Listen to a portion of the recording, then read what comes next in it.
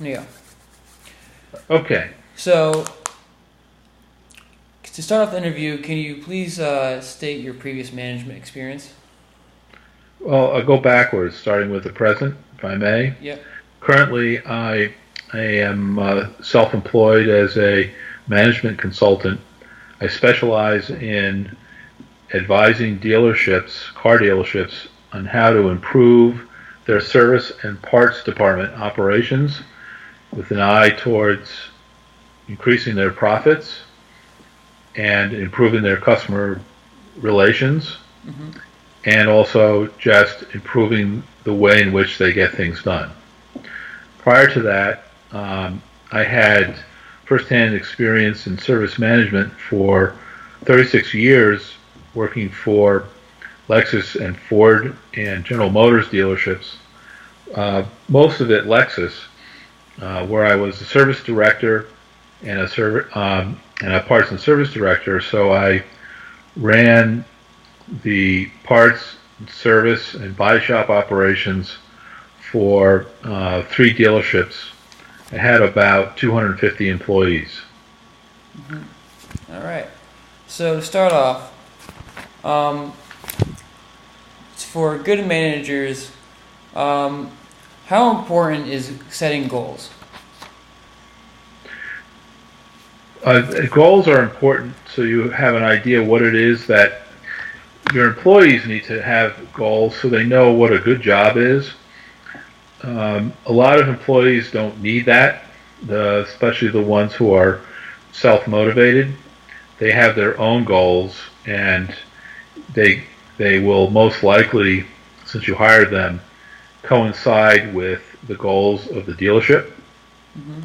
But it's important to keep um, for instance, a dealership would have a goal of achieving a certain level of customer satisfaction based on surveys, and employees need to know what the standard of excellence is. Mm-hmm. And while I don't advise that managing based on the number is effective, but the employees need to know when the group and they are doing well or not, and if they're not, you need to discuss it. All right. There's also the ownership of the dealership have distinct ideas typically as to what they want or consider to be um, the amount of profit that they're looking to get, Mm-hmm. and that needs to be known by the managers, and it's not always known by the manager. Mm-hmm. And from there, the manager he doesn't necessarily talk about the profit objectives of the department so much as he um, talks to each employee about their contribution to the department so that the employee knows what's expected of them, and everybody knows what's expected and knows what their job is. It all comes out to be successful in the end. Okay. So when you're talking about making sure that employees are, working to the standards of the goals, do you do what kind of performance reviews do you do? In the case of um, starting with, say, um, performance as far as, say, producing enough work or bringing in profit if they're in sales. Um, that can be, depending on the performance of the group, can be reviewed every day, every week, or every Mm-hmm. month. It depends on how successful things are going. Yeah. If things are not going well, it's reviewed every day. Is that like a technique that you use so you notice that someone is struggling or a certain area is struggling, and then you will do reviews in the individual reviews every day until that person is back up to the status that they want them to be? Well, um, as a consultant, you go in and you really most of the challenges are of two kinds. One is um, a lack of education, a lack of information. There is not, um, there's very little education or instruction that's given to managers in businesses like this. Mm-hmm. They mostly learn from the person that they replaced, who was probably their boss, and sometimes they get into the management job because somebody quit or was fired, and the way we put it is the dealer throws the keys at them, which is a euphemism for giving them the job, and they have to learn as they go. So they don't even know often what it is that are what are good measures to follow. Yeah. So the beginning of the process is talking about what is it that, in other words, if you improve on these certain things, that there more profits will follow, and and then there's instructions on how to say, for instance, it's something that the sales team needs to improve upon, the sales group. So in the case of a car dealership, they're called service advisors or service writers or service consultants. Those are the people that talk to the customers when they come in, and they take the customers' requests or problems. They talk about, say, the car makes a noise or something, or they want an oil change, and they are, when they're trained, they are given good techniques as far as how to talk to a customer and take their information down, and how to treat them. But at the same time also, if there are things that the customer should have done to their car that cost them money that they don't come in asking for, those things need to be presented to the customer in such a way that there's a better, the good chance that they'll accept that and pay additional money. That's the difference between the, fair, better, and best performance. And so those things are all measurable. Yeah. So if you're talking to a service writer, and that say that they don't know about all this, so you train them, and then you start looking at on paper every day what their progress is. In general, it's best looking at those type of things on a weekly basis. Mm-hmm. On a weekly basis? Of course, mechanics are judged by how much work they produce and whether or not the work they produce is of high quality. Mm-hmm. The quality issue is immediate, meaning that if they do something wrong and the car returns, there needs to be an investigation as to why, and there needs to be instruction. And then, if a technician produces 5 hours in an 8-hour day, or produces 8, or produces 10, there's distinct goals that need to be set as far as what's expected. But I'll tell you that in a large degree, the goals that the technicians have, they come into to work with them. A lot of times it's their wife who sets their goals. Yeah, a little bit of like self-motivation. Or wifely motivation. Wifely goals. Because in a lot of families of technicians, the wife pays the bills. She manages the household, and she says, you need to bring home this much money for us to make ends meet. Yeah. And it's a lot of motivation. Yeah. All right. So talk about motivation. Are there any techniques that you use to motivate your employees? I think that employees come with the motivation already. Bring their own motivations to the business. When you're managing a sales force, you can have, and also to technicians, you can have, call them spiffs, or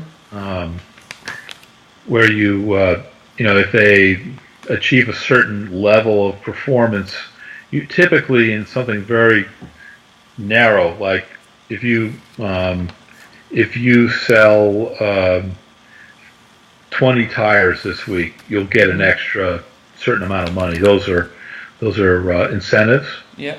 And with technicians, sometimes you might say for every one of this item that you sell, you can put your hand in a fishbowl and pull out a piece of paper, and on it will be written a prize of some kind. Dollar prize.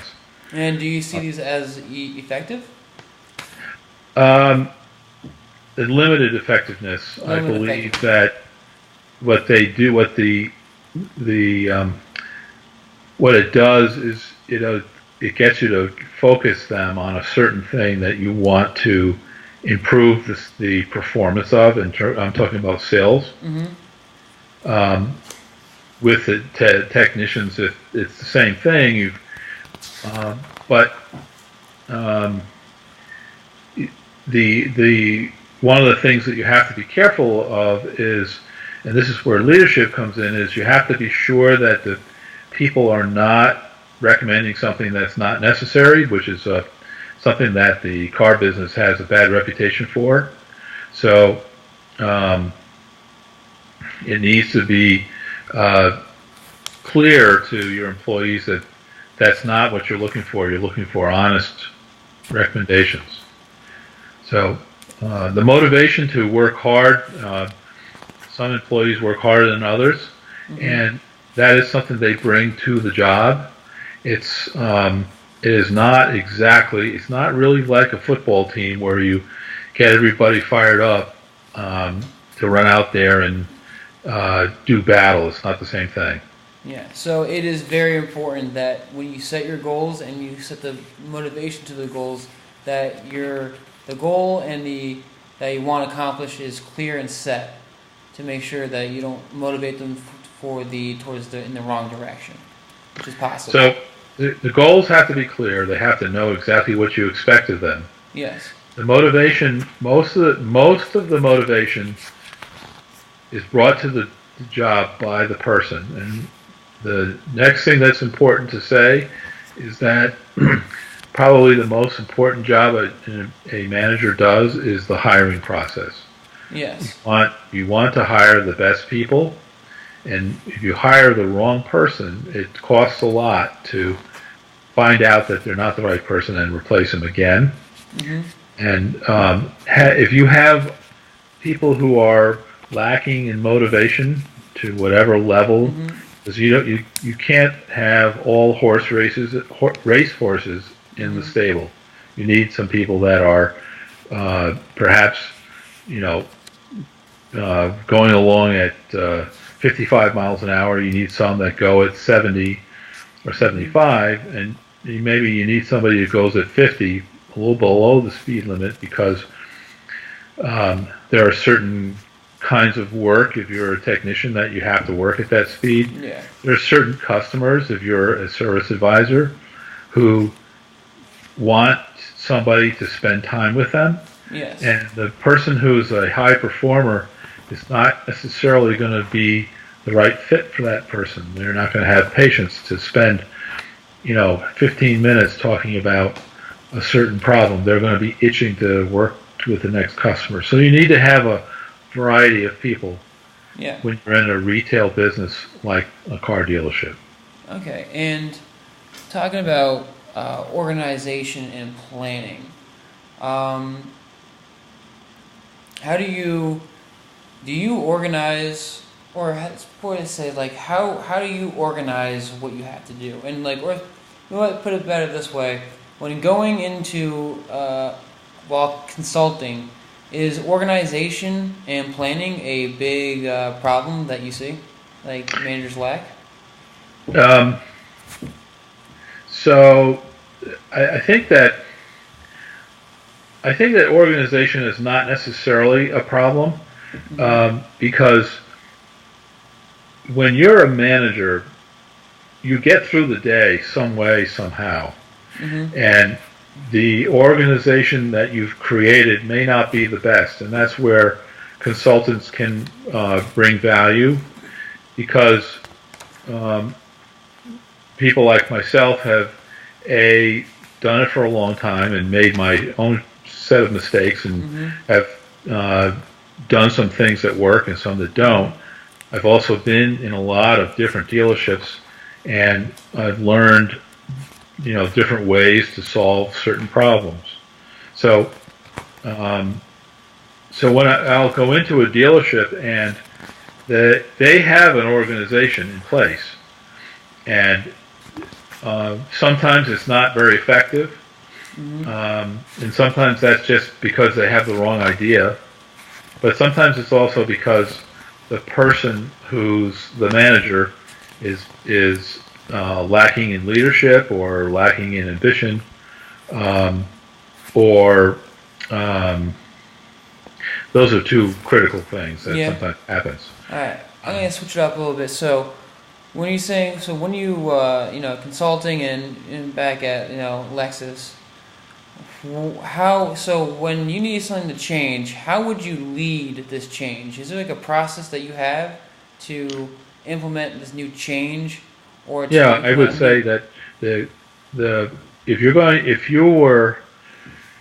if you're a manager and say you wanted to change something, um, the first thing is to first of all, I believe that anything that's important you should write out. So Yeah. you write out what it is that's going to change. I usually recommend call it a standard operating procedure. So you write, but however you do it, you write it out as a memo, whatever. Mm-hmm. You say this is what we're going to do differently, and you explain exactly how it is that the difference, the new Mm-hmm. process or the new strategy or the new attitude, which is not really, I take that back because you don't really change your attitude typically. Mm-hmm. But whatever it is, you make it crystal clear what it is that is the change is about. You explain it to everybody so that they understand. Um, you enact it, and with the understanding that people will make mistakes Mm-hmm. and that they will not get it completely right at the beginning. You have to be patient, Mm-hmm. and you have to be there with them to work with them as the change goes into effect, whatever the difference is.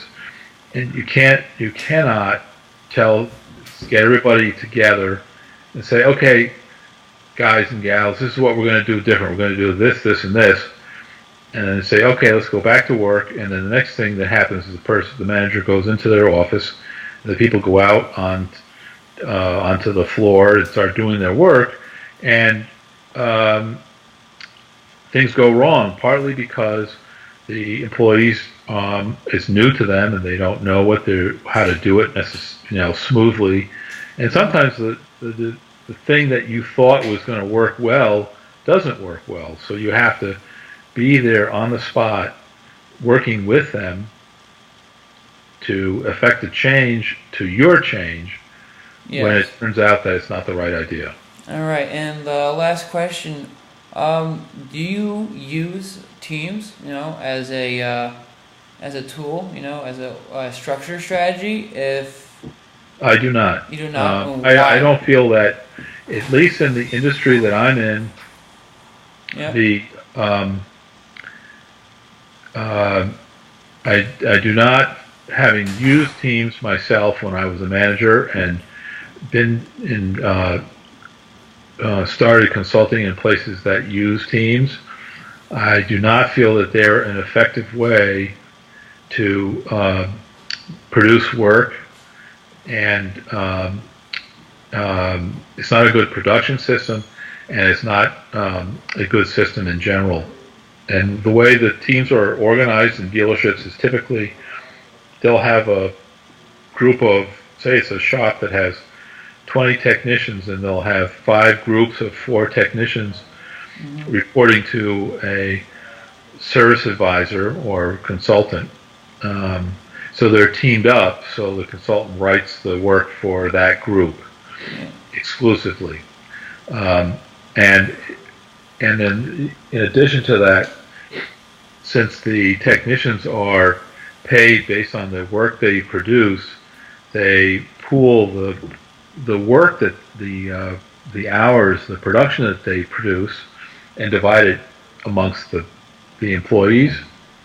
And I don't feel that human beings um, are responsive to that as much as they are if the work they produce they get to keep.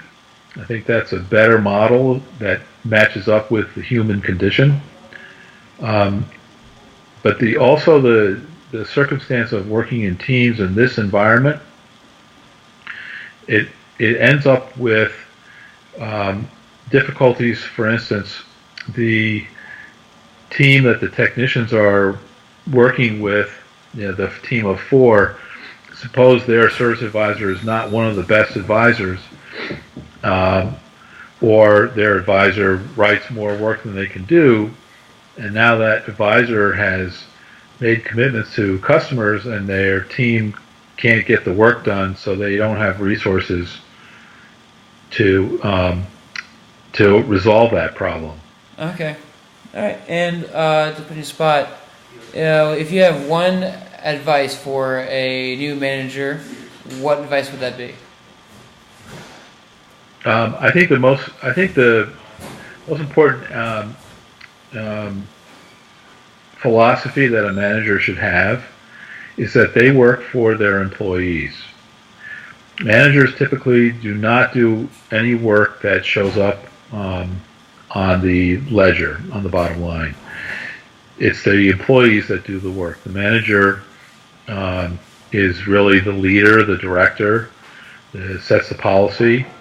Um, so if you understand that you work for your employees, then you'll understand that your job is to remove barriers that prevent your employees from producing work or being successful. Mm-hmm. And if you follow that one particular philosophy, you'll be good.